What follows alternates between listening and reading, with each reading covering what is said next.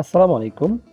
প্রিয় learners, practice English বই থেকে আজকে আমরা প্র্যাকটিস ইংলিশ বই থেকে আমরা আজকে প্র্যাকটিস 1 এ বেসিক অ্যালফাবেট ইংরেজি বর্ণমালা। অ্যালফাবেট হলো ইংরেজি ভাষা লিখিত রচনার জন্য ব্যবহৃত বর্ণের সমষ্টি।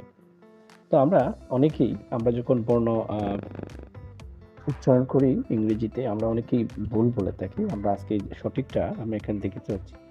A, V, C, D, E, F, G, H, I, J, K, L, M, N, O, P, Q, R, S, T, U, V, W, X, Y, Z এবং যে বাকি ৪টা বর্ণ আছে এগুলো আমরা একটু ভালো করে উচ্চারণ করব। এখানে আমরা প্র্যাকটিস 2 তে দেখতে পাচ্ছি নেম অফ 7 ডেজ, যেটা আমরা অনেকেই উচ্চারণে আমাদের সমস্যা হয়।